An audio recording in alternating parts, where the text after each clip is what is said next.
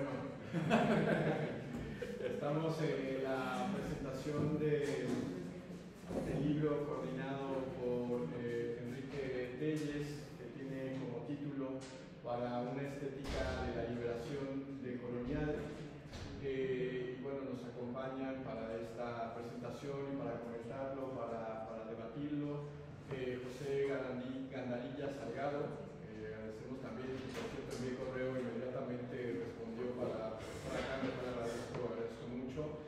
Y bueno, coordinador del libro, Enrique Telles, a quien también agradezco, y ayer también tuve la oportunidad de agradecerle la apertura para el diálogo, y que hoy continuaremos con esta presentación del libro. Así que bueno, sin más, pues adelante. Bueno, quisiera agradecer la oportunidad de los organizadores y de los coordinadores del seminario y también del coordinador del libro para plantear algunas ideas respecto a este texto que considero importante en una línea de trabajo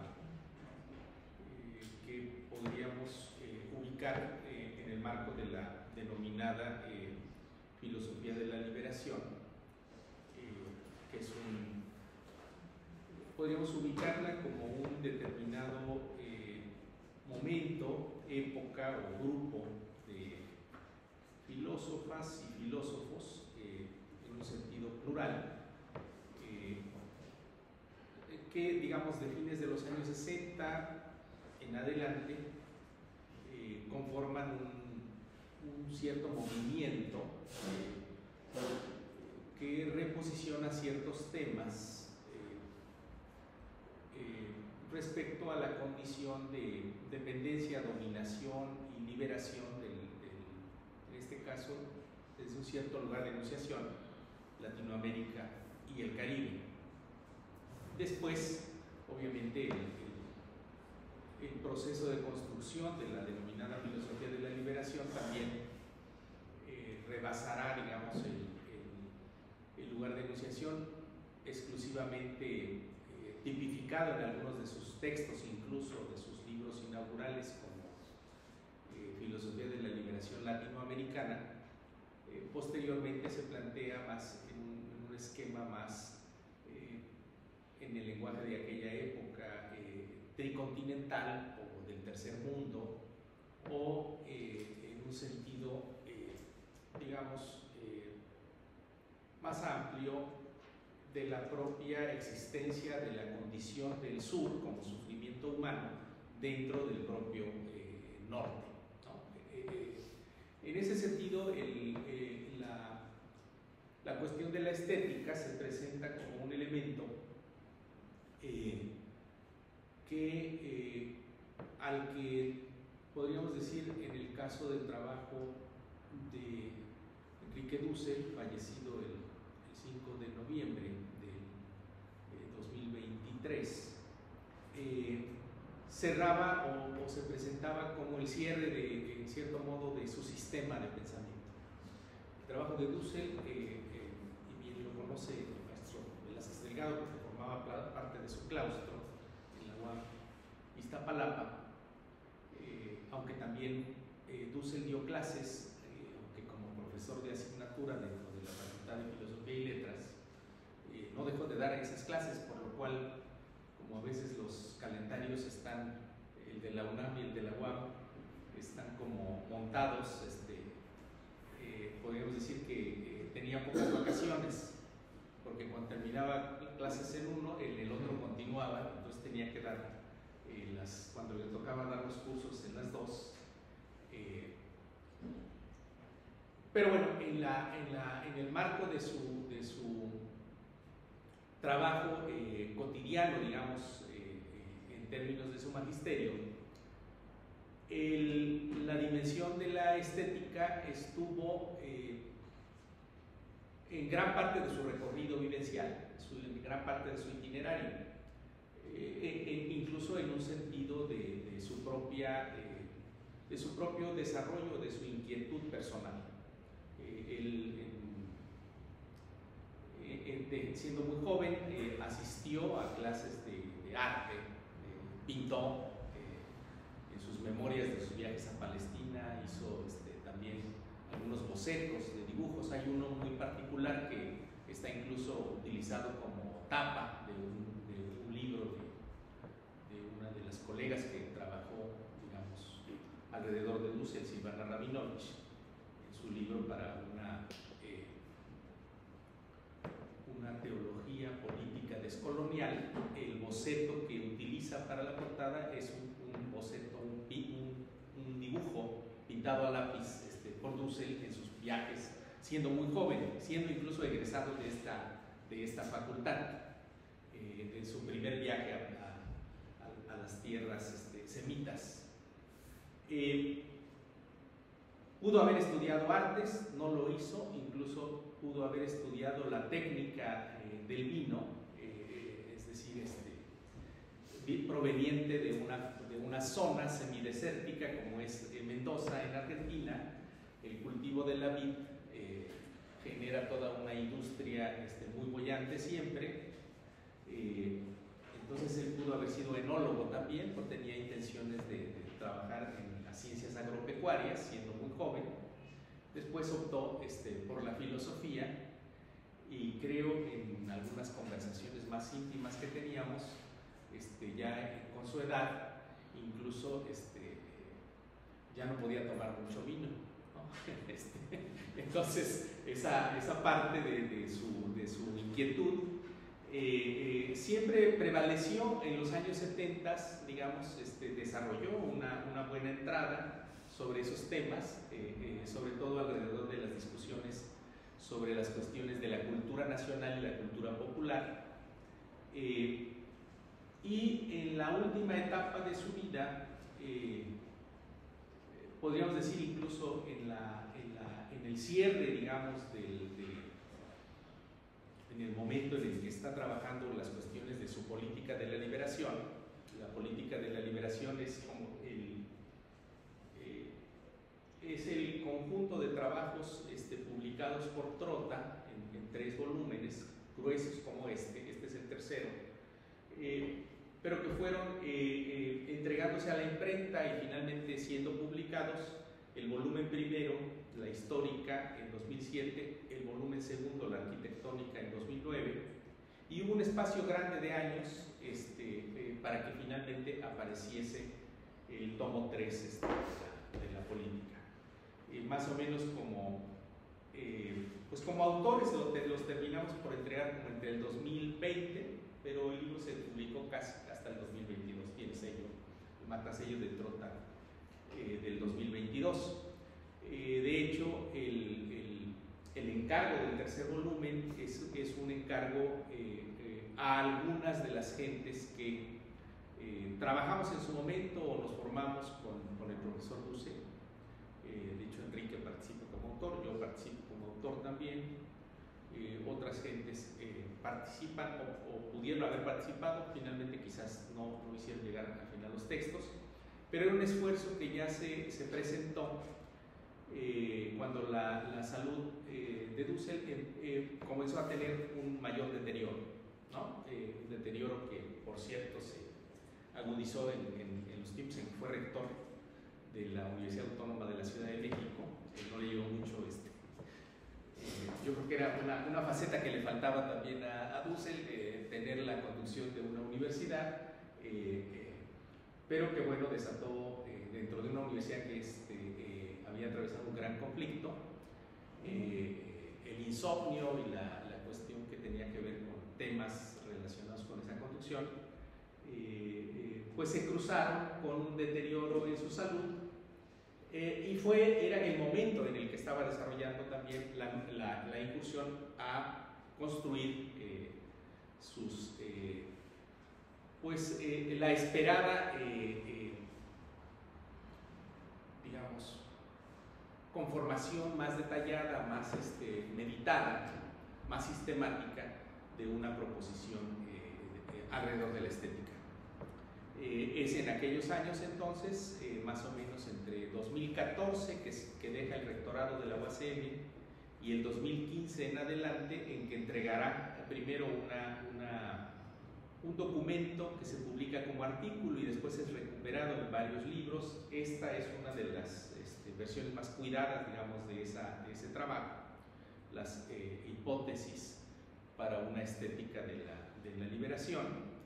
Él mismo la integrará después en un libro también de Trotta, en siete ensayos, me parece que se llama, sobre filosofía de la liberación para la descolonización del conocimiento, un trabajo que publica Trotta con 7 trabajos de Dussel.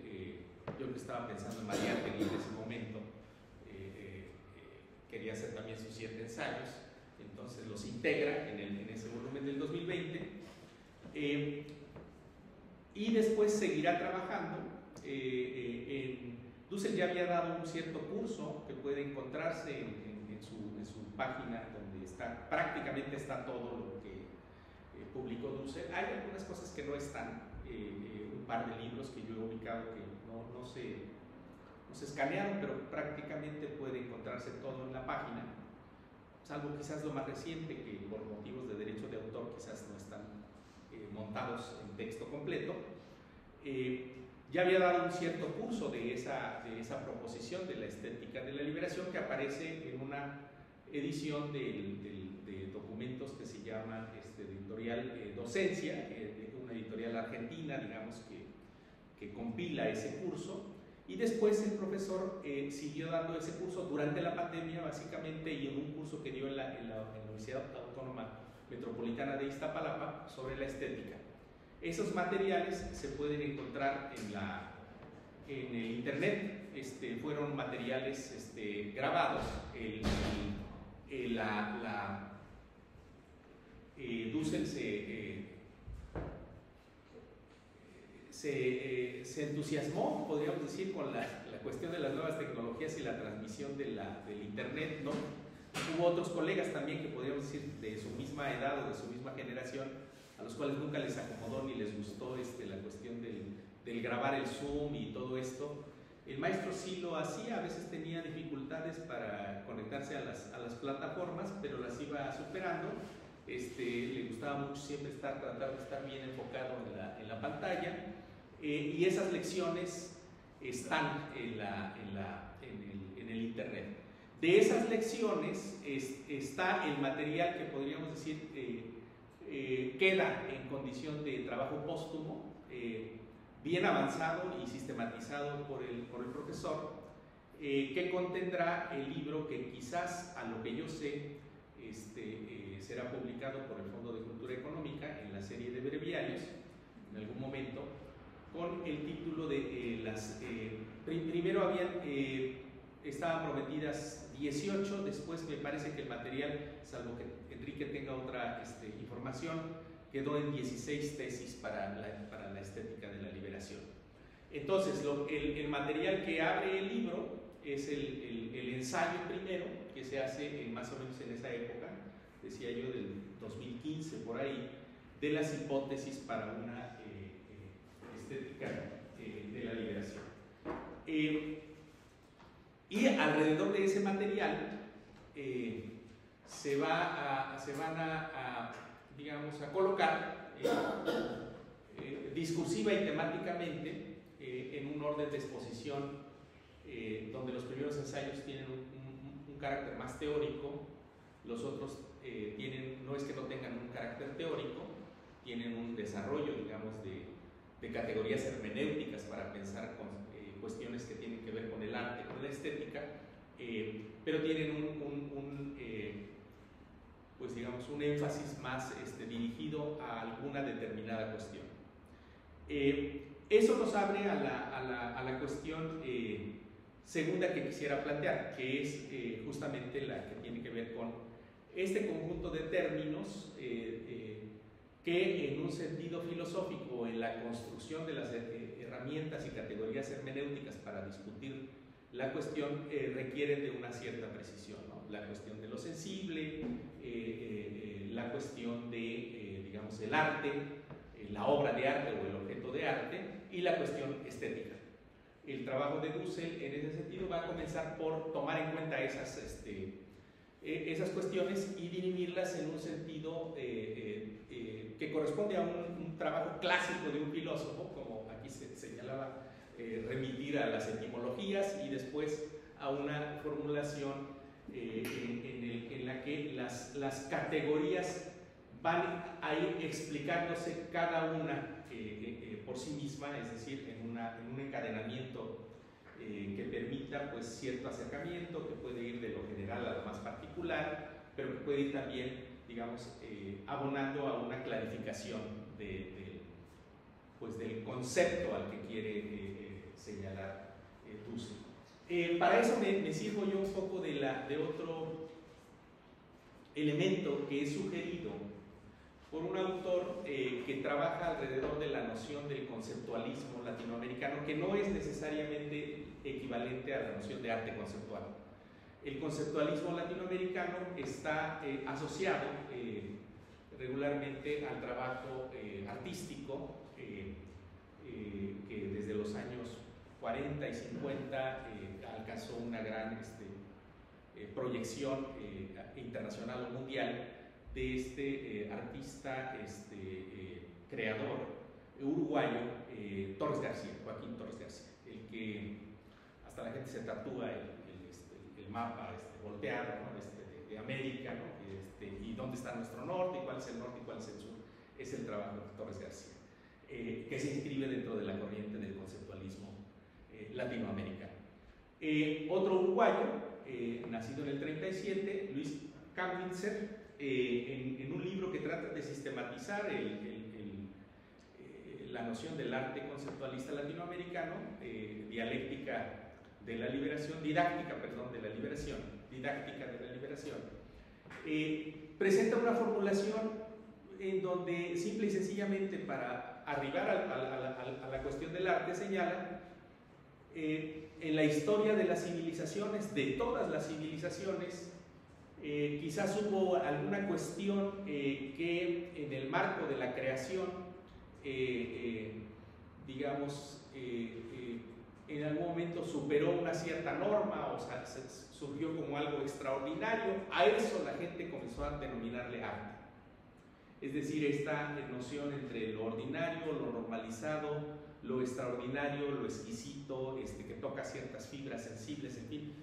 A eso se le empezó a denominar arte, pero no es necesariamente a eso que se denomina arte a lo que Dussel va a comenzar a trabajar en la cuestión de la dimensión estética. Desde luego que uno puede tener apertura a la dimensión estética, es decir, cuando uno acude a las expresiones que están resguardadas o atrapadas en las condiciones museísticas, una gran pintura, y uno puede obviamente tener, digamos, hasta alcanzar, digamos, la condición del estendalismo, si ve una cierta obra, como se suele decir.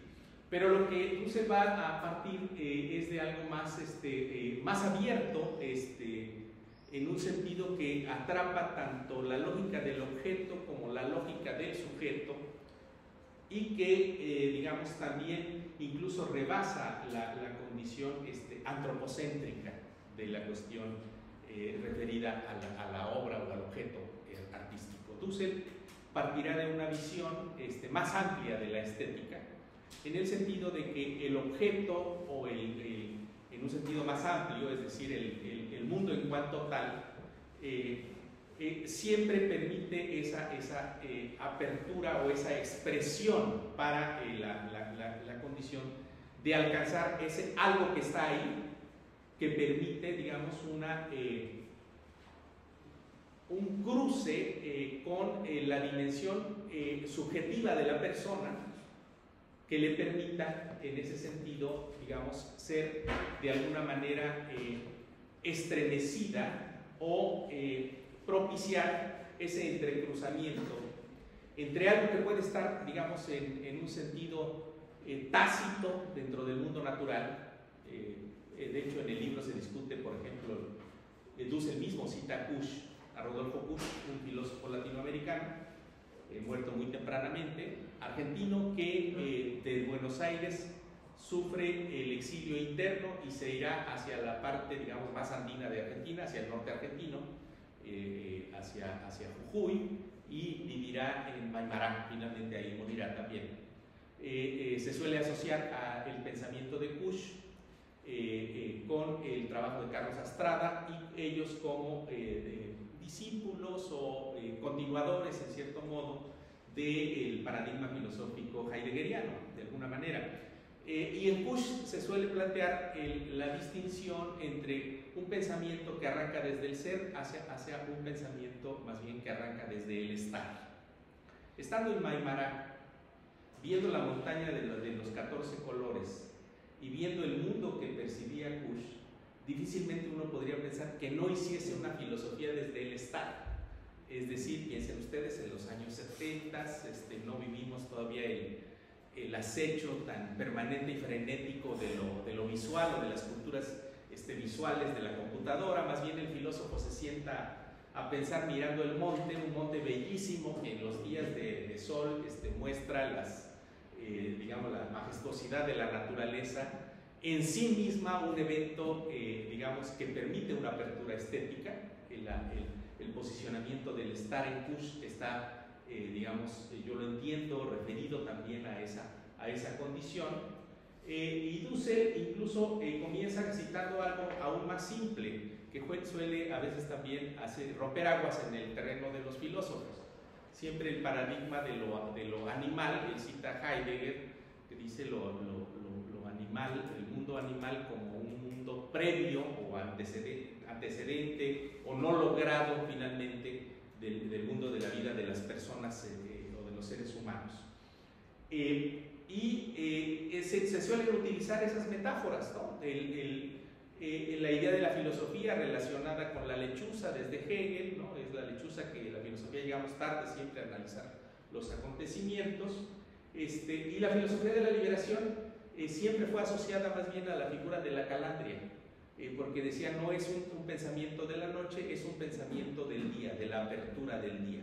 Entonces Dussel empieza con esa metáfora, el gallo que canta y ve el abrirse del nuevo día.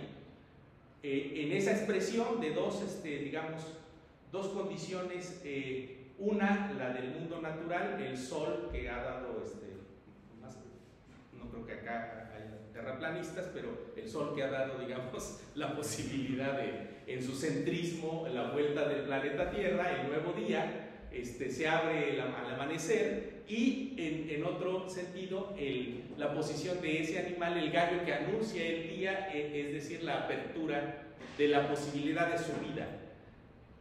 Dussel encuentra en ese ejemplo la posibilidad, digamos, de entender lo estético relacionado con el aspecto material de la reproducción de la vida. Es un punto de partida fundamental de esas tesis. La primera tesis, digamos, la estética está relacionada con el problema afirmativo de la vida, que es, digamos, el elemento que desde su ética del 98 en Dussel, la ética amarilla publicada por Trotta, uno de los elementos fundamentales de su pensamiento, en términos de los tres, digamos, ámbitos con los que va a discutir la ética, el ámbito material, el ámbito formal, el ámbito de la factibilidad.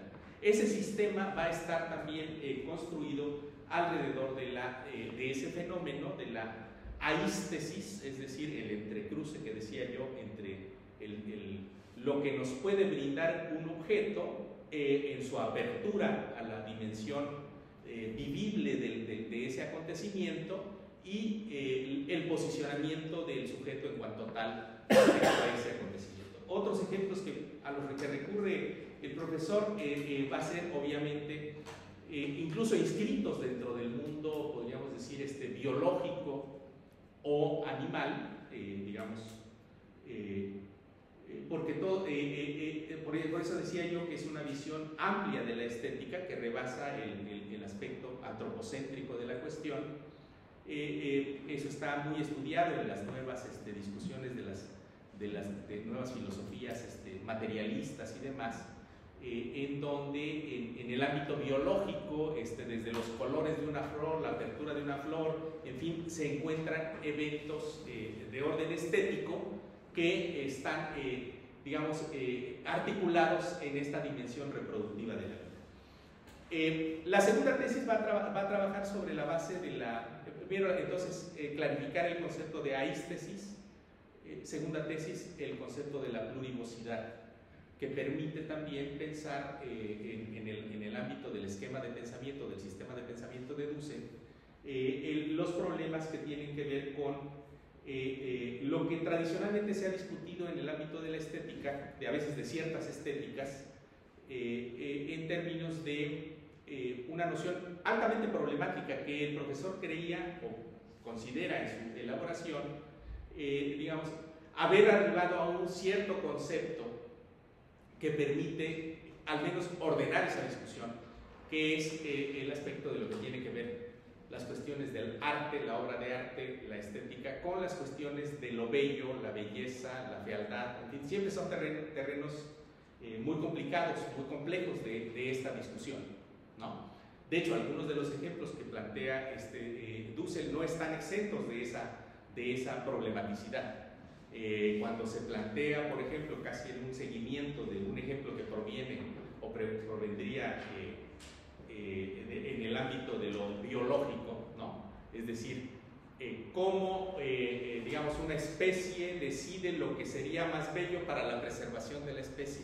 Es un ejemplo altamente problemático, porque evidentemente se presta a un elemento de discusión que ha sido muy predominante en toda la discusión de las propias disciplinas humanísticas, de la propia creación y conformación de las ciencias sociales y humanas, y en el ámbito de las humanidades o de la expresión plural de la humanidad, después del acontecimiento de 1492, del colonialismo, digamos, de la parte mediterránea sur, el colonialismo luso-hispano y el colonialismo inglés, pues el anglosajonismo racial, por ejemplo, acompaña de alguna manera el quiebre de un siglo XVII que más bien apostaba hacia el paradigma de la igualdad, hacia un siglo XIX cientificista, biologicista, que está pensando y justifica la desigualdad.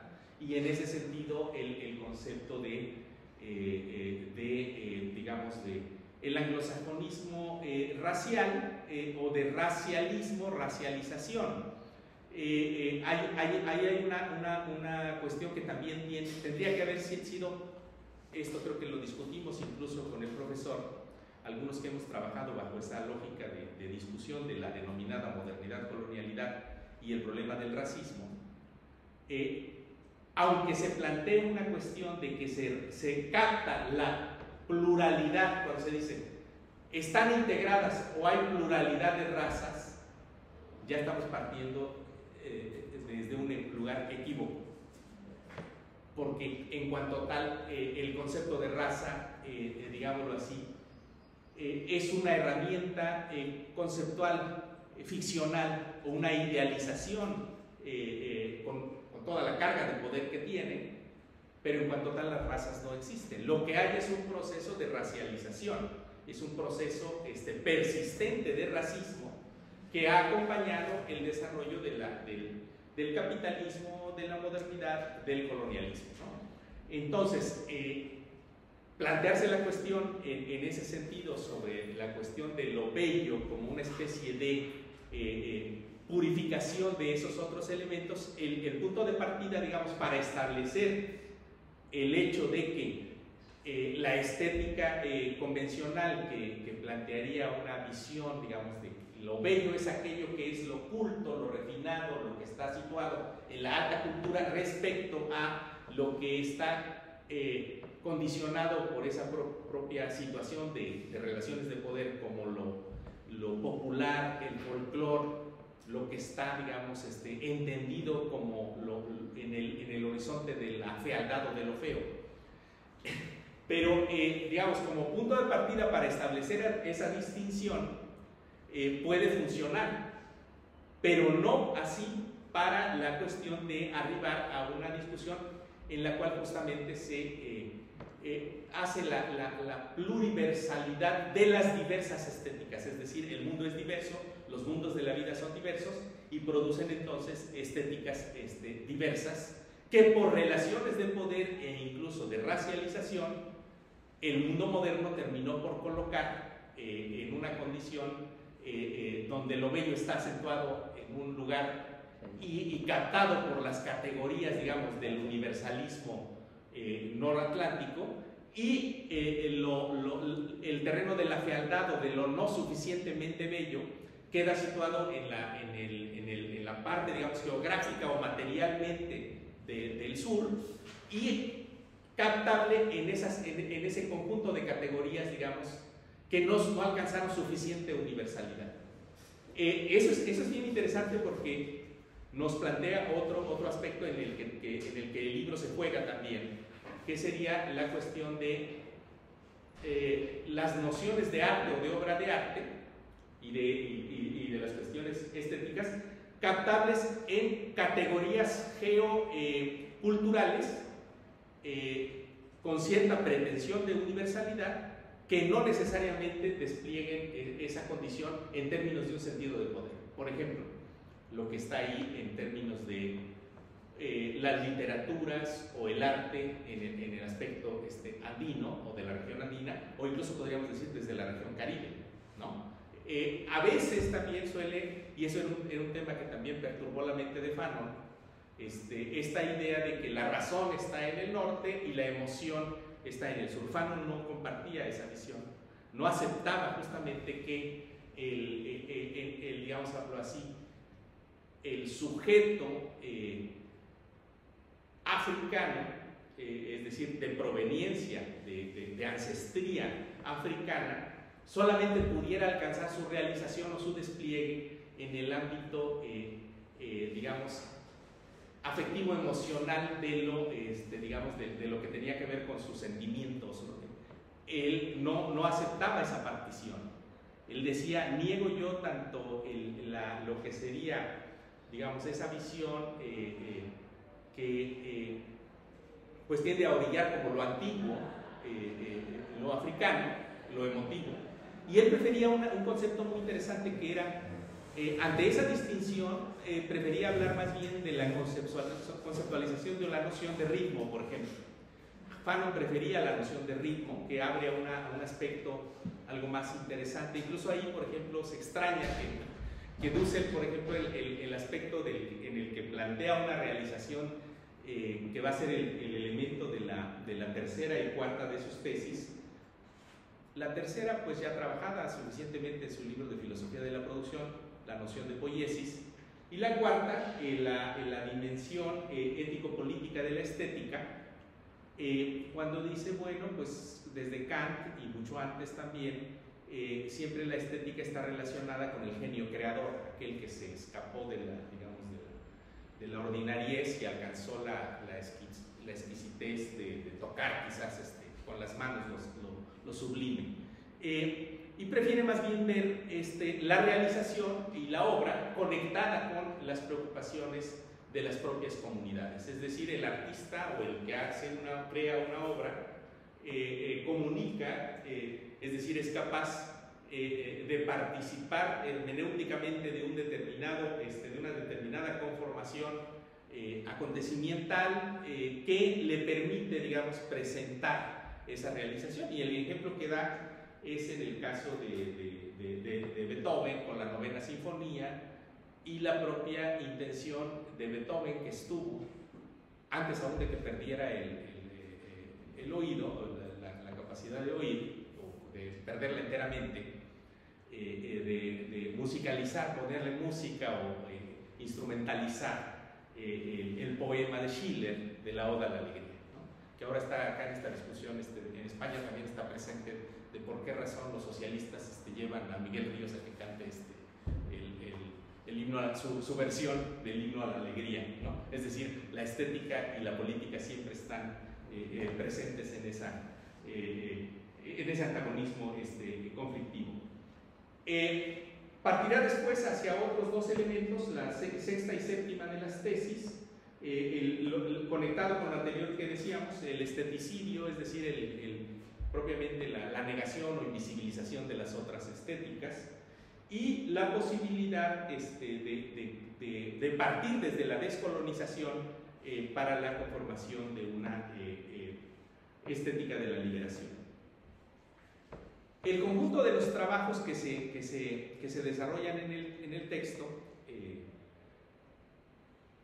van a trabajar, digamos, en dos dimensiones. Alrededor o tratando de desarrollar los elementos que se han presentado en las hipótesis.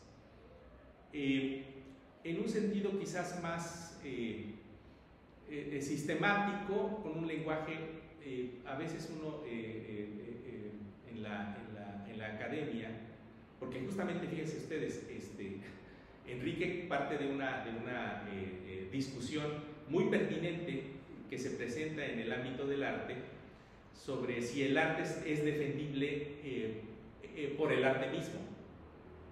Es toda una discusión. En la universidad misma, yo creo que el 80-20 o hasta más, la gente que trabaja en esas dimensiones defenderá la posición de que el arte es defendible por el arte mismo y el creador es en realidad el personero, digamos, significativo o protagónico de la creación de la obra de arte. Es decir, hay una despolitización del arte, como dice Enrique. Pero la misma pregunta podríamos plantear finalmente, y que fue una discusión que hubo en México muy fuerte en la última coyuntura, o la más reciente coyuntura, cuando se pretendió plantear la reforma de la Ley de Ciencia y Tecnología, porque la misma relación que uno puede plantear entre el artista y su obra, la puede plantear en términos de la condición del homo academicus y lo que produce, es decir, lo que crea, lo que escribe, si finalmente se lee o no. Y yo creo que también se partía más o menos en 80-20 la reticencia de la comunidad académica a pensar que pues habría que pensar de otra manera lo que se produce académicamente. La gente decía, no, nosotros somos un espacio en donde haya autorregulación.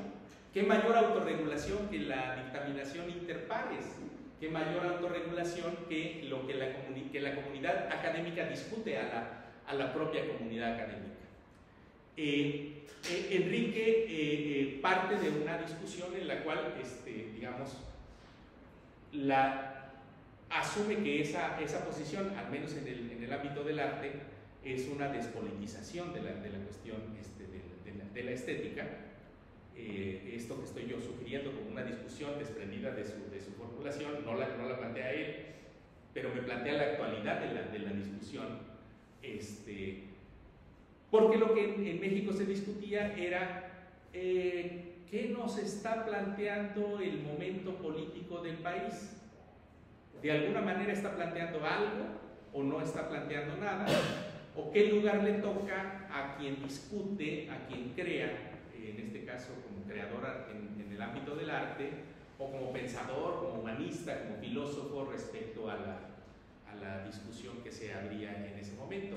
Y mayoritariamente la gente era reticente a esa discusión. No hay como temas generales o importantes, eso es casi una visión, decían algunos, estalinista de la cuestión, es la imposición de una agenda de investigación.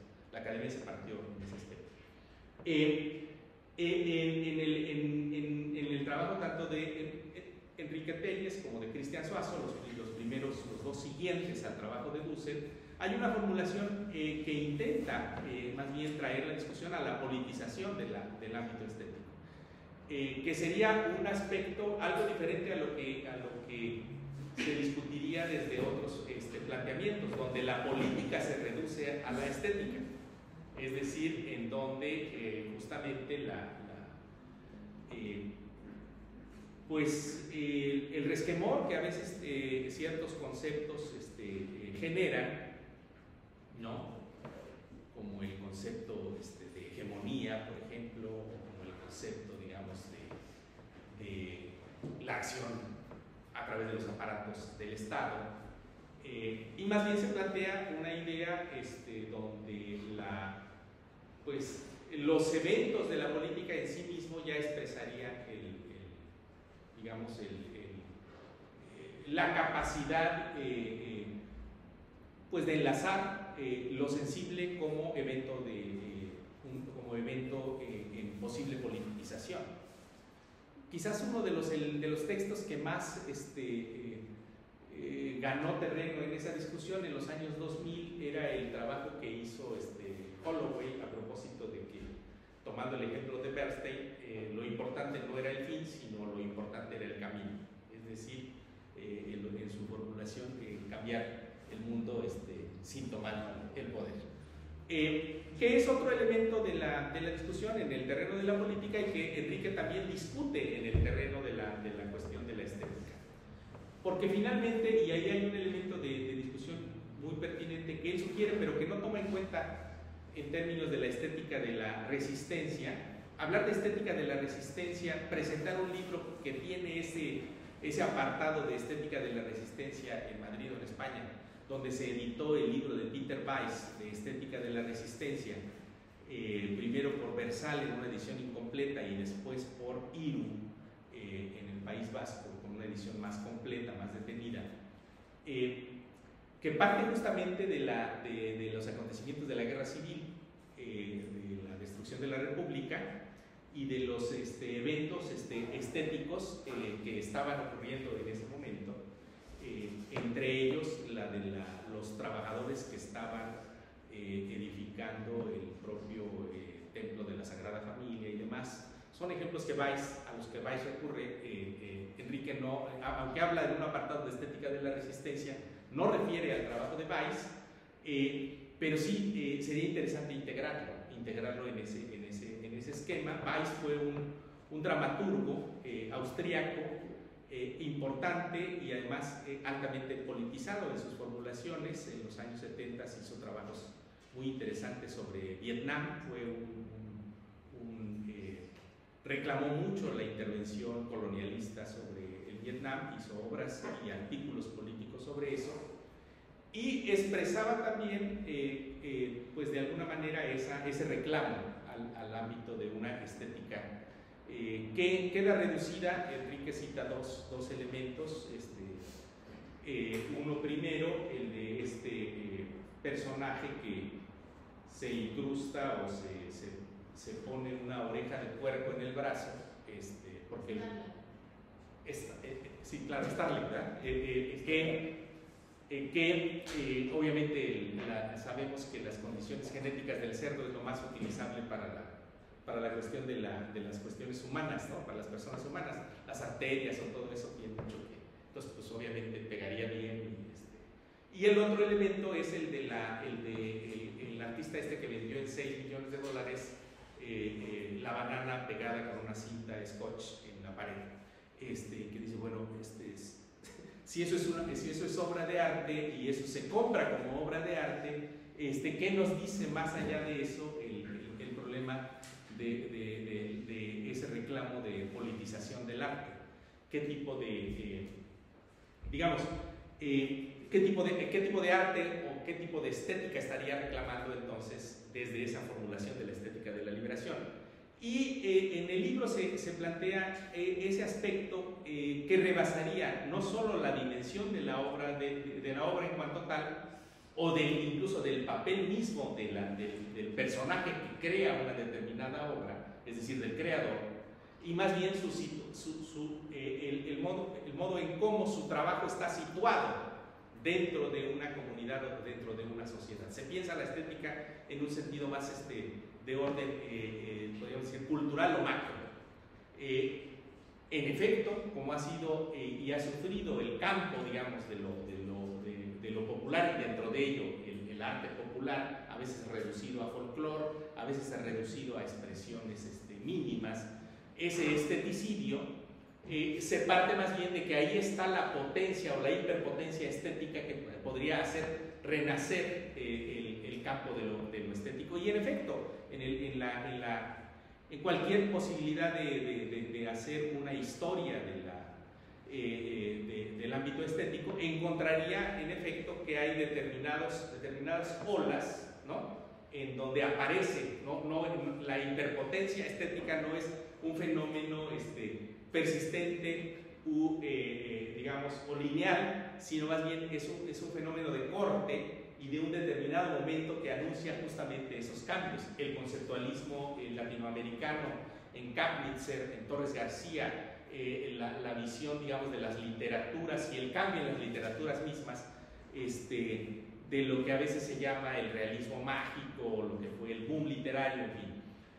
De hecho, en el libro, dos de los artículos que están en la parte, podemos decir, en la segunda parte del trabajo, y con eso voy casi cerrando, están referidos justamente a ese elemento de discusión. A través de la figura de Arguedas, a través de la discusión, de la cruel discusión que hacía Vargas Llosa respecto a Arguedas, en términos de imaginarlo como un literato de una utopía arcaica y de una visión, digamos, ya pasada, digamos, ya la historia le pasó por encima. Y sin embargo, la literatura que a veces se plantea como literatura indígena, pues no ha dejado de tener persistencia, resistencia, y está en ese ámbito de lo creativo. Si uno lee Guaco Retrato de Wiener, por ejemplo, está presente el elemento de discusión de alguna manera que en la creación de Arguedas está presente. Y a veces se hace eso, o sea, a veces se hace en las filosofías, por ejemplo. Si en la literatura el boom latinoamericano hizo eso con Arguedas, casi de nulificarlo, de invisibilizarlo, a veces también en las filosofías se procede, y en la estética no es la excepción. El libro lo que plantea entonces, en el resto de los artículos que lo conforman, es un conjunto de elementos en donde estaría presente esa intención de documentar, de presentar el archivo necesario para formular una problematización del ámbito estético en el esquema justamente de la liberación, de la construcción de alternativas y de pensar que este mundo se puede transformar. Ese es, creo yo, el elemento con el que concluyo, que es una de las proposiciones de la propia estética de la liberación. Vale, muchas gracias. Queda poco tiempo. Yo había querido nada más comentar un par de cosas solo para seguir un poco la discusión, pero bueno, una parte ya se fue, no vale la pena, pero creo que hay otra que sí es importante. Miren, nosotros cuando hablamos de Dussel nos centramos mucho en su persona y en su obra, un poco también porque su personalidad daba para discutirlo a él mismo, ¿no? En fin, pero su obra no es cualquier cosa, no se puede omitir casi ninguna discusión, no solo por la importancia que llegó a ser ya al final de los últimos, no sé, 10, 20 años, ¿sí?, de su vida, sino porque aún hay cosas que no se han explorado. Por ejemplo, este seminario fueron 3 días, se habló mucho de los afectos, se habló mucho de las cuestiones queer y todo esto, y les puedo asegurar que nadie ha advertido que Dussel tiene una obra que se llama La erótica latinoamericana. Aún entre conocedores, ese libro casi no se ha leído. Y es una lástima, digo, no quiero decir que sea la última palabra, al contrario, ha sido una obra muy criticada por las comunidades LGBT, etc. Pero no se puede omitir, y les digo una simple razón de ello, no es por el contenido, sino porque el filósofo tiene que pensar en términos de categorías. Y nosotros nos hacemos notar cuando estamos pensando o hablando, manifestando algo, porque a veces no pensamos ni con categorías.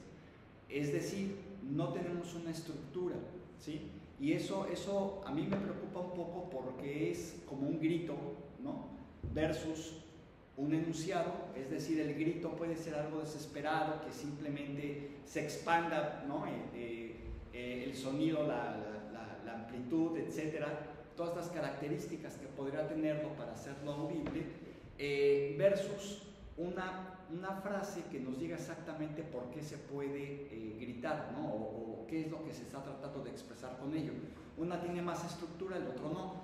Y la cosa es que, se los voy a decir claramente, después de todos estos días, de pronto el discurso que yo escuché me parecía demasiado monológico, no tenía ningún tipo de dialéctica, ¿no? Como esta cuestión que se comentó hace unos minutos en términos de lo masculino, etcétera, pues no sé cómo se entendería si todos fuéramos asexuados, no tendría ningún sentido hablar de ello. Es lo equivalente a decir que todos fuéramos varones o mujeres, o todos fuéramos queer, o todos fuéramos de la manera que ustedes quieran, ¿no? ¿Sí? Entonces no había manera de contrastar esto como para superar ese tipo de contradicciones, ¿no? Etcétera. Pero me preocupa porque si algo tenemos que tener muy claro es que no podemos hacer discursos monológicos, ¿no? Porque eso es exactamente la modernidad, ¿no? Es un discurso monológico que nos han vendido, y una cosa que es totalmente local y particular lo han hecho universalizable a través del colonialismo, y hay que decirlo también a través de una violencia que tenemos que adoptar nosotros como subordinados, ¿no? De esa violencia. Entonces, pues caemos en lo mismo, ¿no? Entonces yo por eso no era que tuvieran que decir que eran decoloniales, o que eran críticos, o que eran marxistas, o citar con todo cuidado a Hegel. No, es una cuestión que tiene que ver con la estructura en las argumentaciones y demás, ¿no? Cuidado, porque tampoco vale la pena justificar lo que somos a través de la filosofía y demás, ¿no? ¿Sí? Entonces yo creo que hay que tener mucho cuidado. Ahora, ¿por qué lo menciono en este momento, después de esta brillante exposición que hizo, y hasta erudita, ¿no? Por los tiempos que manejó y cualquier cantidad de cosas que comentaba ahorita aquí mi colega, porque hay que tener una cierta apreciación a los discursos, a los filósofos que hicieron una sola cosa, que fue una crítica a las categorías. Si ahorita me dijeran qué hizo Marx para trascender fronteras, tiempo, etcétera, pues hizo eso, una crítica a las categorías. ¿De qué? En el caso de la economía política de su tiempo, en el caso de Dussel, de la filosofía de su tiempo, ¿sí? Ahora, ¿por qué sería importante retomarlo? No es por los temas, ustedes traten el tema que se les ocurra, no es por los temas, es por el modo de pensar cualquier tema, porque la filosofía no piensa la filosofía piensa lo no filosófico. Podemos tratar el tema queer si les gusta, podemos tratar el tema que quieran, ¿no? De la política, de la estética, pero a través de una estructura que nos permite pensarlo, pues de una manera que, en la medida en que tengamos una mejor interpretación, pues podríamos empezar ya a tener una transformación real de lo mismo que estamos interpretando, ¿no? Obviamente estoy apelando a estas tesis de Feuerbach, ¿no?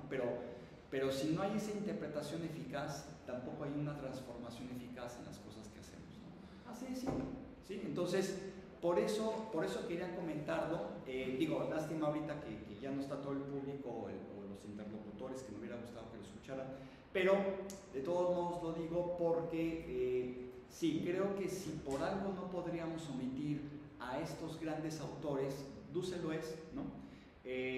Pero si por algo no podríamos omitirlos es justamente por eso, porque nos dan oportunidad de pensarlos y repensarlos mil veces, y de replantear los temas, cualquier tema, ¿sí? No es que lo haya pensado todo, ¿no?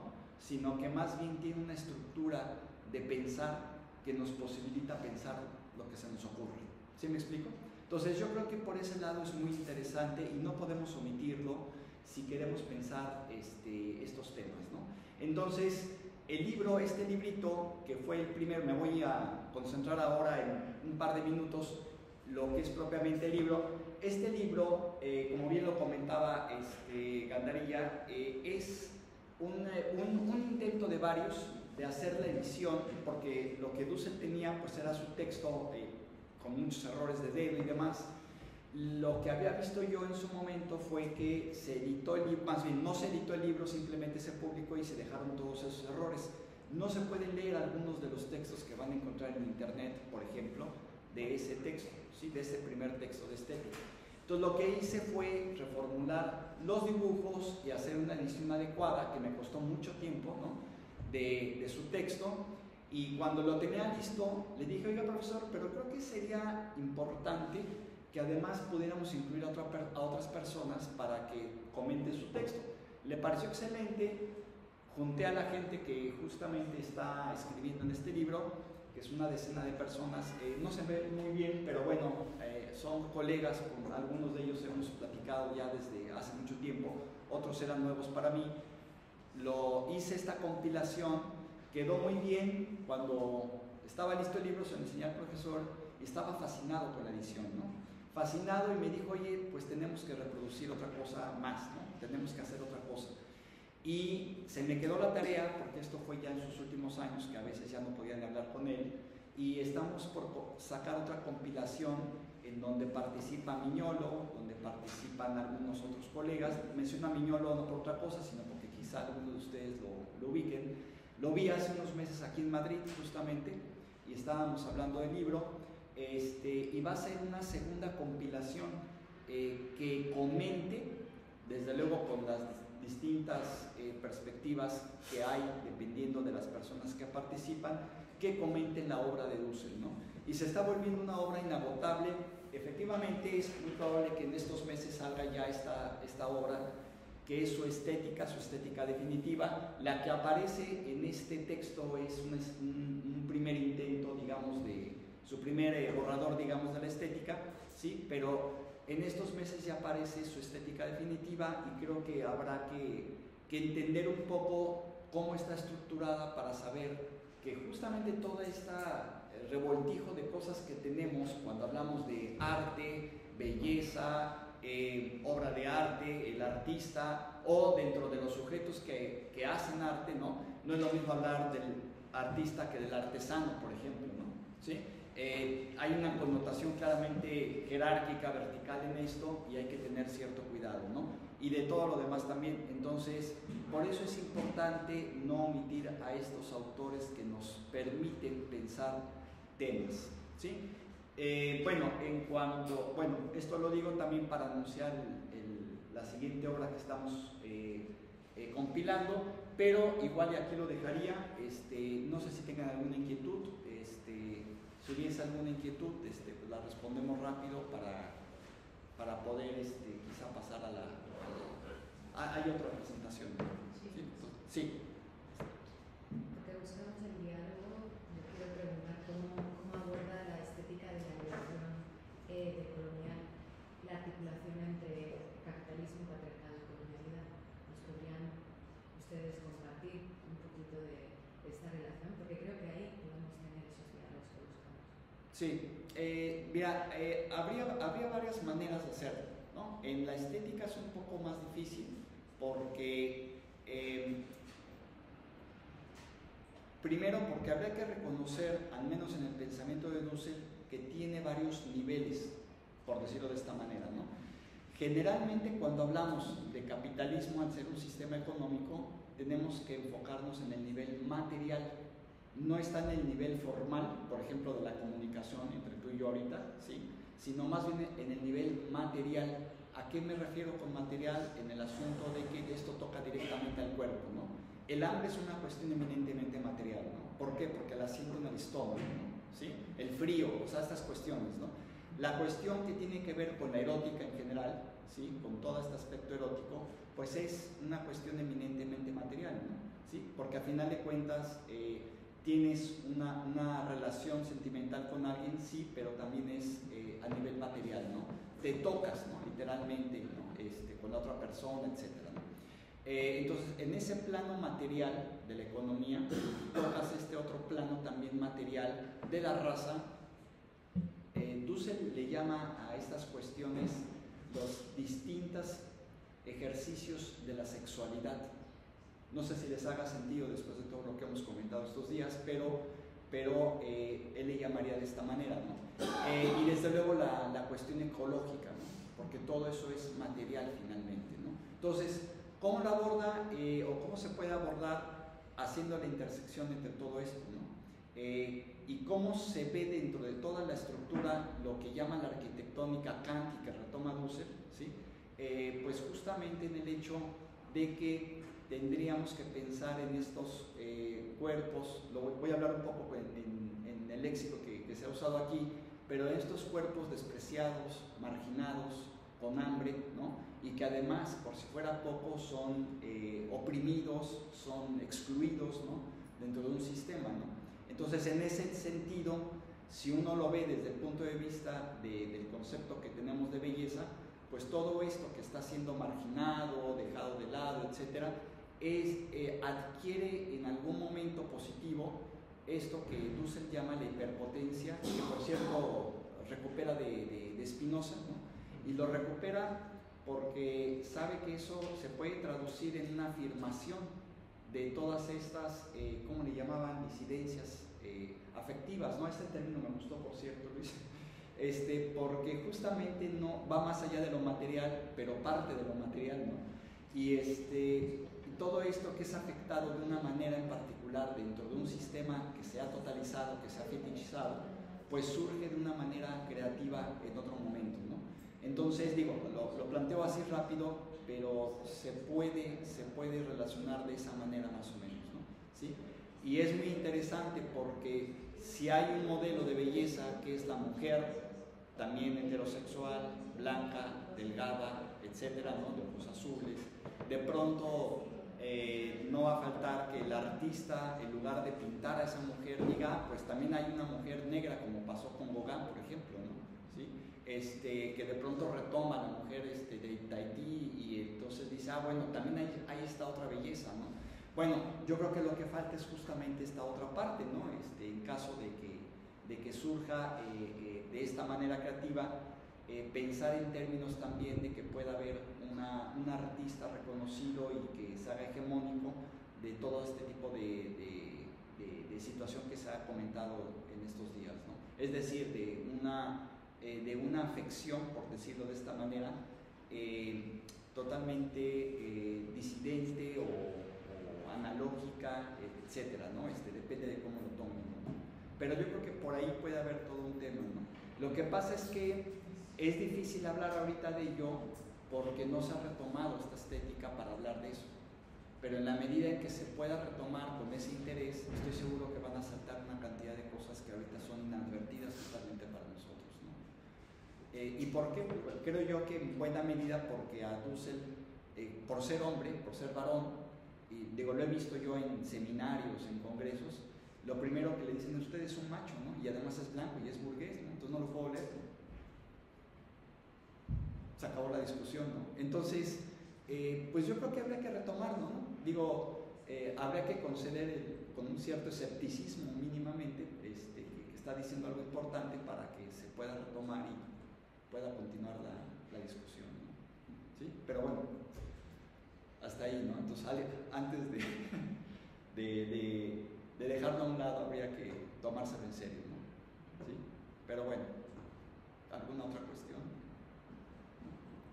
Digo, pues si quieren para pasar entonces a la siguiente presentación. Pues bueno, les agradecemos. Muchísimas gracias. Vamos a